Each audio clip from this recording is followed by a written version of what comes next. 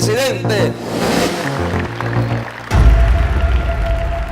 Daniel Ortega lleva en el poder el tiempo que duró la frágil y efímera democracia en el país, que abarcó 3 gobiernos entre 1990 y 2007. Desde su retorno, estos 16 años consecutivos han marcado la vida de las nuevas generaciones que no conocieron lo que es vivir en democracia en Nicaragua. ¡Ortega y Somoza son la misma cosa!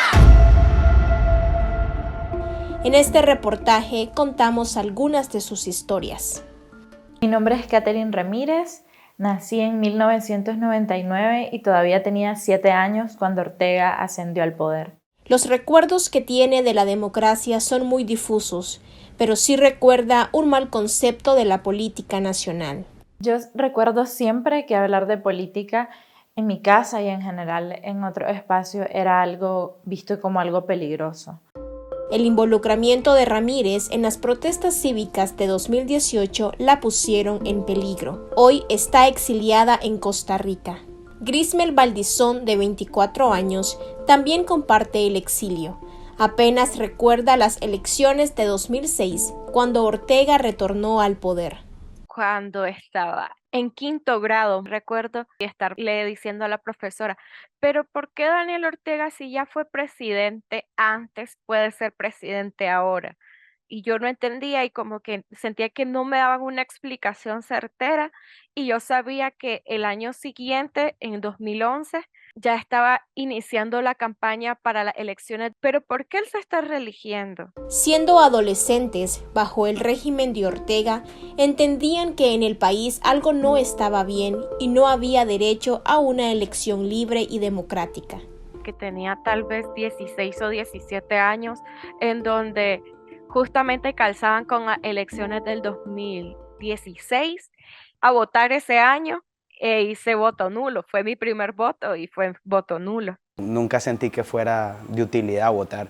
Llegaron al colegio, incluso a las jornadas de cedulación para los menores de edad, facilitarles las cédulas con la idea de incitarlos a votar, pero no fue mi caso. Carlos Andrés Monterrey, de 24 años, también está exiliado en Costa Rica por protestar en 2018. Vine a entender la democracia ya en la edad adulta, a saber que era algo más que teoría, digamos. En su educación primaria, secundaria hasta la universidad, crecieron observando que el gobierno, partido, familia y Estado eran la misma cosa en Nicaragua. Para mí las instituciones del Estado eran rojo, negro y rosado, porque la mayor parte de mi vida yo crecí así. Eso ha dejado una marca en la memoria histórica y en la memoria colectiva, particularmente de las generaciones jóvenes. Para la socióloga Elvira Cuadra, la imposición del régimen de Daniel Ortega ha tenido un gran impacto en la vida de las nuevas generaciones. Lo que los jóvenes recuerdan es esa característica autoritaria, dictatorial del régimen de Ortega y no precisamente sus rasgos de naturaleza democrática.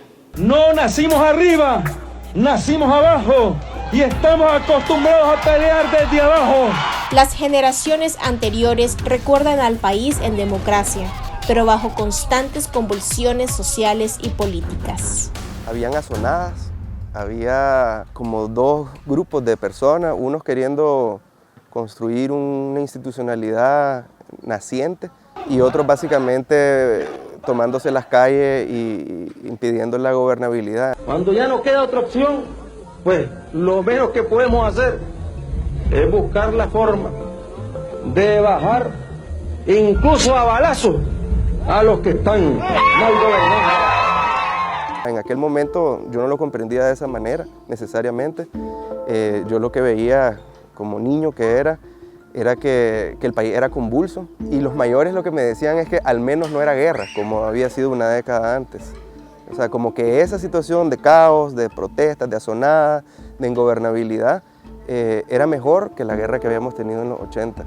Había una prensa libre que estaba encima del poder, sacando a luz los abusos, la corrupción y ejerciendo presión sobre ese gabinete. definitivamente son tiempos muy distintos a los que ya luego impuso la dictadura de Ortega. Fueron tiempos económicamente difíciles para muchos, pero sea lo que sea, el país iba repuntando, los índices macroeconómicos fueron mejorando y a veces le digo yo a algunos amigos, éramos felices y no lo sabíamos. Señor, señora, no sean indiferentes, están robando el pueblo en la cara de la gente. Los primeros en salir a las calles en marzo y abril de 2018 fueron los más jóvenes. Primero por la negligencia gubernamental para atender el incendio de la reserva Indio Maíz y luego por las reformas a la seguridad social. Yo quisiera agradecerles en nombre de la Iglesia, porque ustedes son la reserva moral de este país. Gracias porque ustedes han despertado a esta nación. Quienes crecieron bajo el régimen autoritario de Daniel Ortega salieron a las calles en demanda de justicia, democracia y de un cambio político. Fue como el nunca antes haber visto nosotros otro gobierno, fue lo que nos movió, porque al menos en mi caso, yo desde mi primaria, secundaria y la universidad, todo ese tiempo, toda esa educación, yo la tuve bajo el régimen de Daniel Ortega. Fue una cuestión de solidaridad, de protestar por una injusticia que estaba sucediendo enfrente de sus ojos. A pesar de que la dictadura de Ortega no empezó en el 2018, los espacios de libertad fueron cerrándose gradualmente. Y creo que aún los jóvenes en Nicaragua pudieron ver cómo poco a poco la soga del totalitarismo se iba apretando en el cuello del ciudadano nicaragüense. A 5 años del estallido social, la dictadura cerró por completo el espacio cívico y suspendió los derechos políticos y civiles de cualquier ciudadano crítico. La escalada represiva ha alcanzado a universidades ahora confiscadas y con ellas el futuro de las nuevas generaciones en el país. Los jóvenes que protestaron en abril lamentan que el presente y futuro en Nicaragua sean totalmente desalentadores. Y quienes logran tener un poco de oportunidades, lamentablemente en este momento, es gracias a los nexos que tienen con el partido de gobierno, porque han centralizado no solamente el poder de las instituciones del Estado, sino que también han creado nuevas castas, nuevos empresarios vinculados también a ellos mismos e incluso organizaciones sociales que de alguna forma sirven, ¿no?, como para tapar o justificar el hecho que hay un cierre real del espacio cívico de las organizaciones independientes. Ante la imposición y prolongación de la dictadura, también se debate cómo mantener viva la conciencia de un país y cómo cultivarla entre las nuevas generaciones sometidas a un sistema de adoctrinamiento político.